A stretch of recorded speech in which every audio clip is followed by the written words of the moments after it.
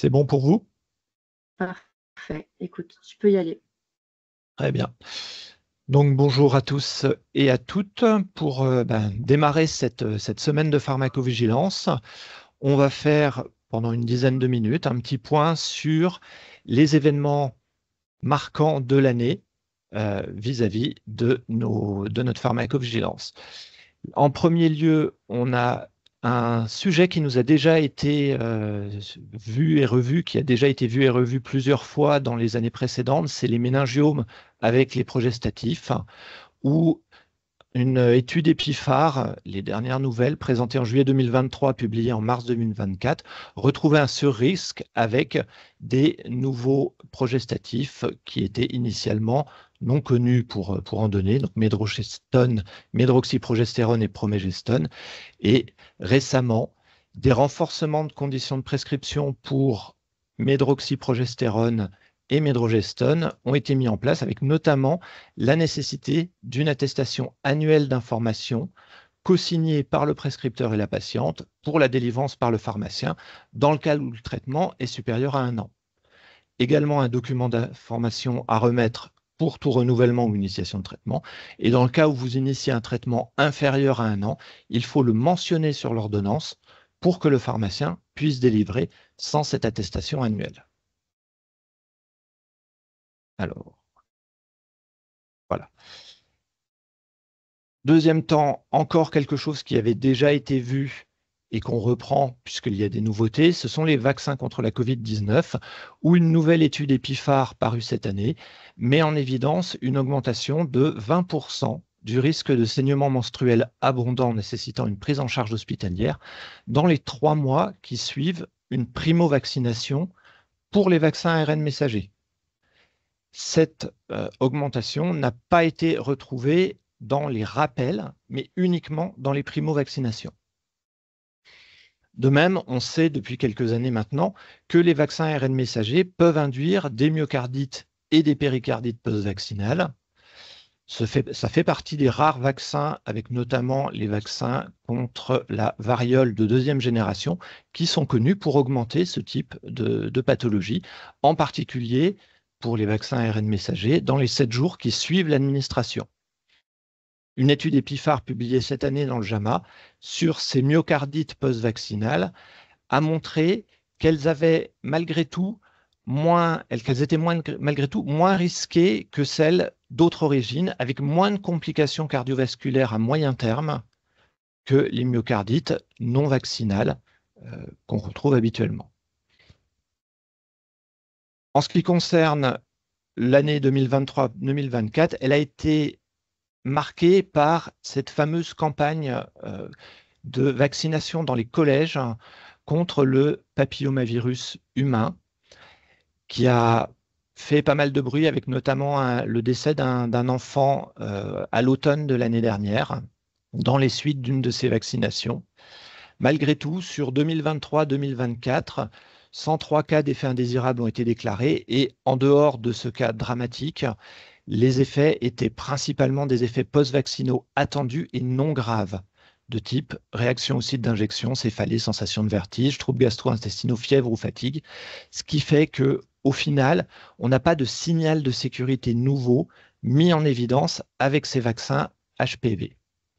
Ce qui a conduit à renouveler la campagne dans les collèges sur les années 2024-2025, avec un rappel de la nécessité d'une surveillance dans les 15 minutes qui suivent la vaccination, et celle-ci et la surveillance doit être préférentiellement faite allongée ou assis au sol, ce qui permet de réduire les risques en cas de malaise syncopal, notamment en cas de chute sur malaise syncopal, ce qui était l'effet qui a conduit à ce drame à l'automne 2023. Plus généralement, en termes d'information, on a vu une augmentation des signalements de réactions allergiques à la chlorhexidine qui est constante depuis quelques années et survenant plutôt dans l'heure qui suivent l'application. Ces signalements, heureusement, restent assez rares. Les allergies à la chlorhexidine restent extrêmement rares, mais on en voit une augmentation qui est peut-être liée à une augmentation de l'usage, puisqu'elle est de plus en plus utilisée, notamment hors ordonnance, Ainsi, des recommandations ont été émises d'utiliser des alternatives lorsque c'est possible, notamment le lavage des plaies superficielles simples au savon ou au nettoyant, sans avoir besoin d'administrer de la chlorhexidine, un spray à la chlorhexidine par exemple, l'utilisation d'alcool modifié ou de povidone iodique dans le cas de soins en milieu médical hospitalier. La publicité pour l'ibuprofène 400 a été interdite cette année parce qu'on s'est rendu compte qu'il y avait une augmentation du signalement des effets indésirables graves avec l'ibuprofène 400 mg, notamment les effets digestifs, hémorragiques et rénaux, qui sont les effets classiques attendus des anti-inflammatoires non stéroïdiens, en particulier à dose élevée. Et ces signalements étaient augmentés de façon parallèle à l'augmentation des ventes, mais également des publicités pour l'ibuprofène 400. Ainsi, l'Agence de sécurité du médicament a pris la décision d'interdire la publicité pour l'ibuprofène sous sa forme 400 mg, la forme 200 mg restant possible à publicité. Troisième information intéressante de l'année, c'est la Periactine, vieux médicament, vieille antihistaminique H1, la cyproheptadine, qui était utilisée en usage détourné pour ses propriétés orexigènes. C'est un médicament qui fait manger, qui ouvre l'appétit. Et devant cette utilisation un peu trop importante et les risques associés, eh bien, la Periactine est maintenant dispensée uniquement sur ordonnance, donc prescription médicale, depuis juillet 2024. Un autre événement vraiment marquant de l'année, c'est l'actualisation de la liste des ce qu'on appelle les Never Events. Never Events, en anglais, les événements jamais. Ce sont des incidents graves, souvent liés à des erreurs médicamenteuses ou des problèmes de pratique, mais qui ne devraient jamais se produire. C'est quelque chose d'international. Initialement, il y en avait 12. Je vous les ai mis ici sur la diapositive. Alors, on peut voir notamment l'utilisation IV directe du chlorure de potassium, qui est quelque chose qui ne doit jamais se produire. On n'utilise pas d'IV direct. On ne fait pas de bolus de chlorure de potassium injectable. Également, ce qui ne devrait jamais arriver aussi, les problèmes de méthotrexate à utilisation rhumatismale, qui sont donc à prendre une fois par semaine, et on retrouve encore des situations où ils sont pris quotidiennement, ce qui ne devrait pas également arriver. On a également quelques autres choses, notamment l'utilisation de spécialités en voie intratécale au lieu de la voie IV. Donc tout ça, ce sont des erreurs, des problèmes de pratique qui, de par leur facilité d'évitement ou leur gravité lorsqu'ils se produisent, ne devraient jamais arriver. Voilà, ça forme la liste des Never Events.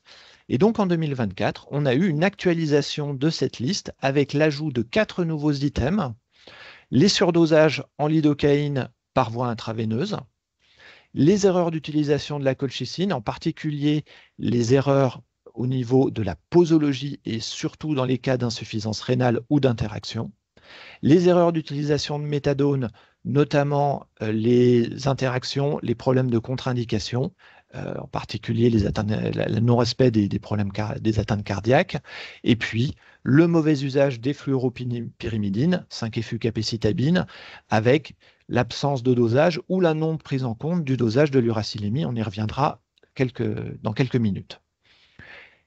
En plus de ces 4 nouveaux items, on a vu une clarification de certains items existants, notamment pour le méthotrexate, les formes hebdomadaires existent par voie orale, mais existent aussi par voie sous-cutanée, donc ça a été ajouté. Pour les erreurs d'administration en anesthésie, on a précisé qu'on s'intéressait vraiment aux erreurs graves, comme par exemple les confusions épinéphrine-éphédrine, avec 2 mots qui se ressemblent, qui peuvent amener à confusion. Les erreurs lors de l'utilisation, avec aussi des confusions possibles entre la kétamine et l'eskétamine, avec des posologies qui sont différentes, ou les erreurs lors de l'administration de curare, même chose. Et puis, la troisième modification, c'est les erreurs de programmation de dispositifs d'administration, où on précise que c'est en particulier les morphiniques, l'insuline et les médicaments sédatifs qui sont couverts par ce Never Event. Toujours dans la réduction des risques d'erreurs médicamenteuses, on a vu des actions faites au niveau du MEOPA, MEOPA qui est donc du mélange équimolaire d'oxygène et de protoxyde d'azote, avec parfois des confusions avec les bouteilles d'oxygène, ce qui peut induire des détresses respiratoires. Si vous mettez 50% d'oxygène au lieu de mettre 100%, forcément ça se passe moins bien, surtout que le protoxyde d'azote en lui-même peut donner des détresses respiratoires, ce qui posait donc des soucis. Donc, il y a eu une demande de modification de l'étiquetage auprès des laboratoires depuis novembre 2023, avec une augmentation de la taille du nom commercial, donc c'est des choses comme Calinox ou Antonox, et une harmonisation de la présentation de la dénomination commune internationale, c'est-à-dire protoxyde d'azote oxygène, 50%, 50%. Donc normalement, aujourd'hui, on ne devrait avoir que des nouvelles bouteilles avec ces variations réalisées. On a également, dans la réduction des risques, toujours des cas de persistance d'injection IV directe de chlorure de potassium. C'est un never event, on l'a déjà vu, malgré les mesures prises depuis au moins 10 ans, voire plus, et ce qui a conduit la NSM en janvier 2024 à rappeler l'existence d'outils de formation et de communication, notamment des affiches et des supports de formation pour les nouveaux professionnels, et envoyer des réglettes rappelant les bons réflexes aux différents services concernés. On l'a évoqué il y a quelques minutes, les chimiothérapies à base de 5-FU et de capecitabine. Depuis 2019, il est obligatoire de rechercher un déficit en dihydropyrimidine déshydrogénase avant la mise sous traitement. Et d'ailleurs, ça conditionne la prescription et la délivrance, puisque la dihydropyrimidine déshydrogénase est une enzyme de dégradation de ces médicaments, et son absence ou son déficit conduit à des surdosages qui peuvent amener à des effets indésirables extrêmement graves. Le déficit partiel, donc le dosage est fait par dosage de l'uracylémie. Un déficit partiel fait adapter la posologie. Un déficit complet contre-indique les traitements. Les never events ont été modifiés pour ajouter le manquement ou la non prise en compte de cette obligation de recherche dans la liste. On l'a vu il y a quelques minutes. Alors, on peut quand même être positif. En 2023, le rapport de suivi de ces substances montre des données, somme toute, rassurantes, avec une absence de cas évitables de décès ou de mise en jeu de la vie en lien avec un déficit en DPD.